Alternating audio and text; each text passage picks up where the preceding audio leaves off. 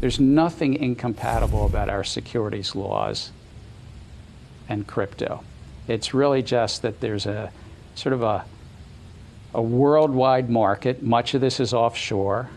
I can't speak to any one matter, but I can quote from the bankruptcy court that just 2% of the customer assets at FTX were U.S.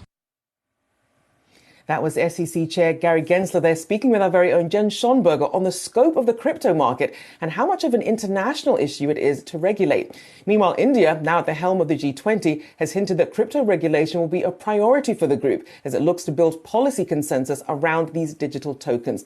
Well, joining us now for more on the implications for crypto and the economy in the wake of FTX's collapse is former Federal Deposit Insurance Corporation CIO Sultan Meghji. Sultan, thank you for joining us today. There does seem to be a bit of a disconnect between what Gary Gensler is saying is available for crypto investors versus crypto investors really trying to make sense of this patchwork approach. Where is the truth in all this? Well, the patchwork approach, that's a great way to say it. There is no consensus on this, even inside of the United States. There are roughly 175 different financial regulatory bodies here in the United States, and each one of them has, to a degree, its own opinion on whether they have the authority over this, what their authorities are, whether or not they have the ability to examine or analyze some of these firms.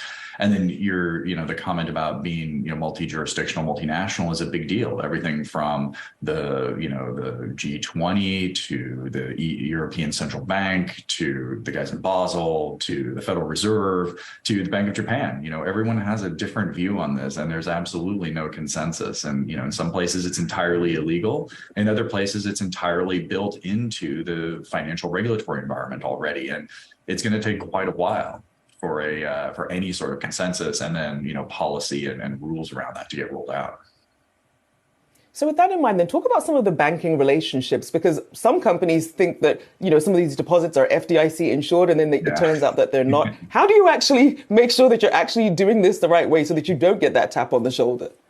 Well, speaking for any American listening to this, I'll say it's very simple. There is no regulation around crypto that protects you at all. It is entirely outside of the financial ecosystem. You are playing, to a degree, in the riskiest market available.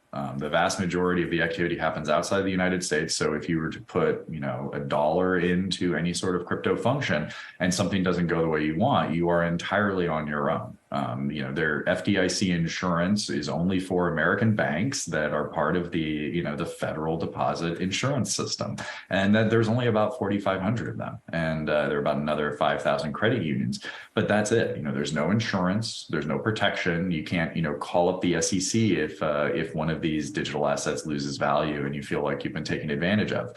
As we're seeing with FTX, they had their own token, they were running a hedge fund on the side, and it's going to take years just for the FTX, bag of spaghetti, I like to say, to get untangled enough so that people can understand what happens. And as it stands, about $8 billion is missing. And I think it's very unlikely too many people are going to get their money back.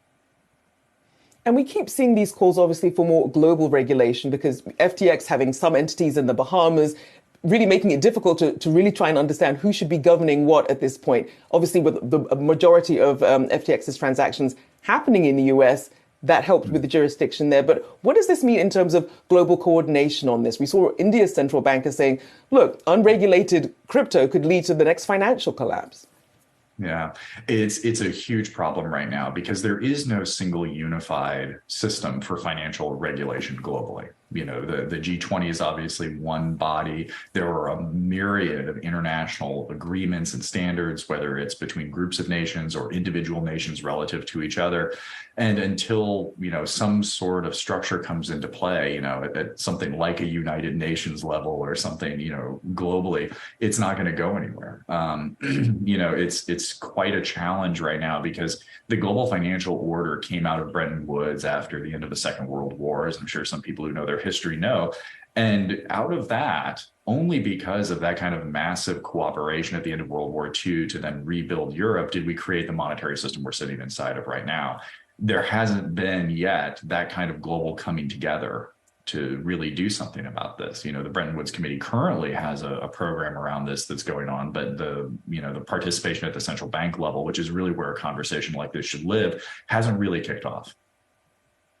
So then if you had to just name one policy recommendation that you would have to at least try and get the ball rolling in a meaningful direction to give people some clarity, what would that be?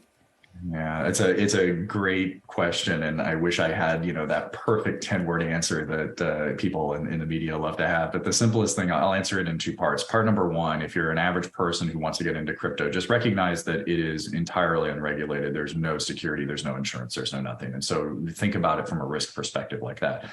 And the second is we really do need to have all of the central banks get together and all of the major nations in the financial world get together and really make this a priority. In India, it's a priority. In parts of the Middle East, it's a priority. Here in the United States, there are, I think, 7 different pieces of legislation working their way through Congress and have been for years, but it's never managed to make it really out of committee into something that should be legislated. So the biggest thing is for legislation to get passed that really nails where all of these different digital assets land inside of the regulatory system and who is accountable to ensure that they are regulated correctly. I'm sure FTX collapse giving them a bit more motivation, at least, to go a bit faster on that. A big thank you to former Federal Deposit Insurance Corporation CIO Sultan Meghji for joining us this morning.